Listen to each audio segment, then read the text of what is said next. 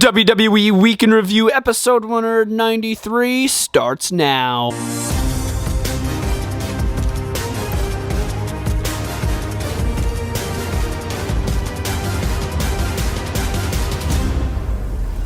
What's up, guys? The phenomenal AJ Styles, and you're watching Bretto live. We're going to start off with Monday Night Raw. Yes, Monday Night Raw, as you guys can see, the arena is a little empty. Unusual for the Raw side of things. Raw this week sort of took a different turn. It focused on some of the greatest moments of the year. Matches, moments, stuff that happened throughout the year. And they basically just recapped a couple of the greatest matches. The only really notable thing that I noticed, of course, they showed some insane matchups. No doubt about it. Lesnar versus Reigns, Cody versus Rollins. Some amazing matchups.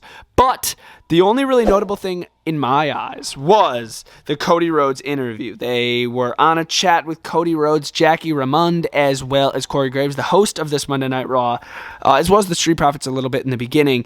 And they were just asking Cody Rhodes a bunch of questions. He looked great in the interview. He looked in good health. And it looked just like he was itching to get in that ring again. So I guarantee Cody Rhodes is a possible winner for the Royal Rumble match. Cody Rhodes was out there. Well, he wasn't really out there. He was probably at his own home, just via satellite. This show, like I said, wasn't really bad. I didn't really direct my entire attention to it because it's a bunch of matches that I already seen throughout the year. It was pretty cool to see the matches that they chose to be some of the greatest of the year. But as far as the show in a whole, I prefer regular Monday Night Raw. Not gonna lie. I can't rate it because it wasn't really an episode of Monday Night Raw. Let's jump into Smackdown now. Continuing the week in review with an absolutely banger episode of Friday Night Smackdown. This is the last Smackdown of 2022. Can you believe it? And they ended with a bang. This was such an amazing show. This was the Happy New Year version of Smackdown. Happy New Year's Eve, by the way, everyone. Jumping into the opening segment, it was Bray Wyatt. Bray Wyatt opened the show, and I liked it. I was like, ooh, Bray Wyatt adding a little spice to the beginning of the show, opening with a promo. Bray Wyatt makes his way out to the ring, gets interrupted by L.A. Knight. Yeah! LA Knight comes out, and before they could start even exchanging some words, Uncle Howdy interrupts, once again proving that Uncle Howdy was the one that was attacking LA Knight and not Bray Wyatt. You should have seen the look on LA Knight's face. When he saw Uncle Howdy last week, he was just going crazy. So Uncle Howdy comes out, stands next to Bray Wyatt. It looks like him and Bray Wyatt are going to be friends, like they're in cahoots with each other. They're going to take out LA Knight. Out of nowhere, Uncle Howdy, Sister Abigail's freaking Bray Wyatt. Out of nowhere. Very Fiend-esque movements. They used Fiend lights. I was like, oh my god. You should have seen the look on LA Knight's face again. He was like, what the crap just happened? I think he was expecting to get his freaking butt kicked, but once he saw Uncle Howdy grab Bray Wyatt, bro, he was like, bro, what just happened? I like this opening segment. It caught me off guard. I thought they were both going to team up and take out LA Knight. I thought maybe Uncle Howdy was going to reveal himself. All he did was take off his hat, and then he walked away after he took out Bray Wyatt. Nothing too crazy after that. Moving into our opening match, it was Solo Sikoa going up against Sheamus, and I really enjoyed this match. Once I heard it was Solo versus Sheamus, I'm like, ooh, dude, two hard hitters, two brawlers. I really enjoyed this match. It was a solid one-on-one, back-and-forth action. You did have the Usos and the Brawling Brutes on ringside, sort of getting into it with each other, and then in the end, Solo Sikoa was able to hit the spinning solo on Sheamus to pick up the victory. I was like, ooh, man. Or did he hit the night?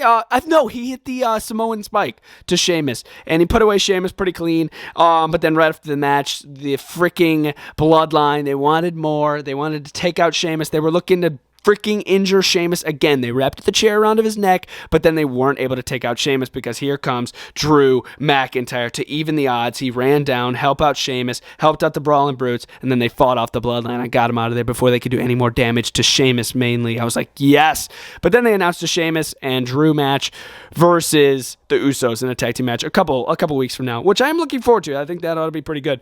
Moving over here to this absolutely insane shocker, Ronda Rousey versus Raquel Rodriguez in a one-on-one match for the SmackDown Women's Championship. And I had no doubt here. I was like, yeah, Ronda's definitely going to retain here. No doubt. And she did. A little help from Shayna Baszler putting the arms on the ropes. Shayna Baszler was just a freaking nuisance on the freaking rings, on the ringside area to freaking Raquel Gonzalez. But anyways, Ronda Rousey did retain the SmackDown Women's Championship with a freaking armbar off the top rope, an insane landing for both women. But then right after the match, after Ronda retained, Charlotte Flair's new garbage theme song hits. I was like, oh my God, this theme song sucks. Why would they change Charlotte Flair's theme song? Like, is that just me? That theme song was like no impact at all. Like, her old theme song is so much better. But anyways, Charlotte's back, everyone. One of the greatest women's wrestlers of all time, in my opinion, is back. And she makes her entrance, and she didn't have like a promo gear on. She had wrestling attire on. I'm like, oh my God, she's getting a challenge for the title, isn't she? Right when she stepped down, I saw her in wrestling gear. I'm like, yeah, she's going to win that title. She's going to win that freaking belt, isn't she? Walks down, demands a title match, gets it, and beats Ronda Rousey in under a minute. I was like, oh my God. She rolled her up and used the tights. I was like, bro, Charlotte's a 14-time women's champion in literally under a minute. Like, bro, that is freaking insane. What the crap? Better than Ronda Rousey. Ronda Rousey is an annoying champion, in my opinion, like a really annoying champion. So I'll take Charlotte over Ronda Rousey any day, even though I'm still not the biggest fan of Charlotte. But it was a pretty cool shocker to see her win against Ronda Rousey here, even though it wasn't even scheduled, and I would have preferred a little more build-up. But then again, you know, hey, you got to do this every once in a while. Wasn't too bad. Moving over here, it was Imperium. Imperium was out in the center of the ring, basically just talking about their accolades. Gunther had popped up a video package on the screen talking about everybody's taking out guys like Ricochet, Rey Mysterio, Shinsuke Nakamura, all these guys, as he's been Intercontinental Champion. And then, of course, you know who had to interrupt? Braun Strowman. Braun Strowman's like, I didn't see myself on that video, and you beat a bunch of men on this locker room, but you've never beat a monster.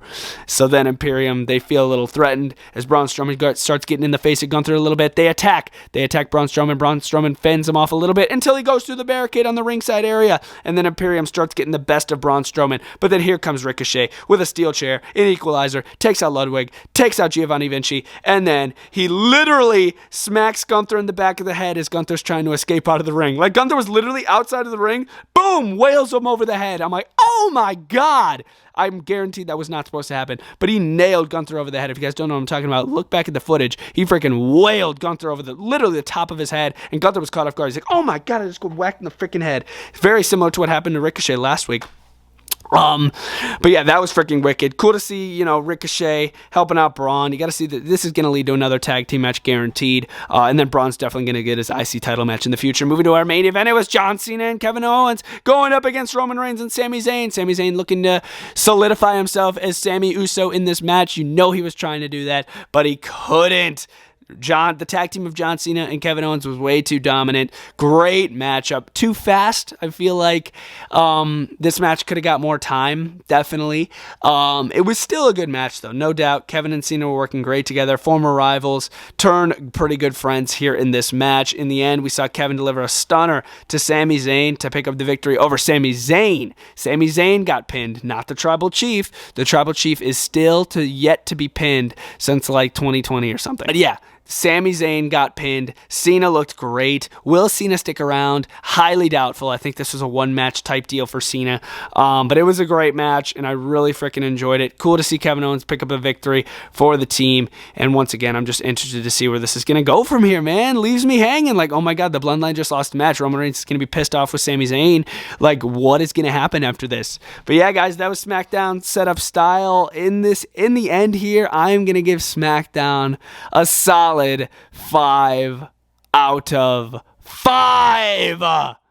Some people might disagree with me in the comments down below. If you do, feel free to let me know. You guys can let me know your ratings for SmackDown down in the comments down below. I was watching this with a bunch of people, so that might have made it a little more fun. But yeah, I really enjoyed SmackDown. I literally enjoyed almost everything that happened. It really was a shocker. A lot of shockers, a lot of good matchups, a lot of wrestling. I just enjoyed this show. As far as Raw this week, obviously you guys already heard, I thought it was really weak. But yeah, guys, that was Raw. That was SmackDown setup style. Once again, let me know your ratings down in the comments down below. Smash a like in the video and subscribe to Bretto Live. Peace, guys. Brett out.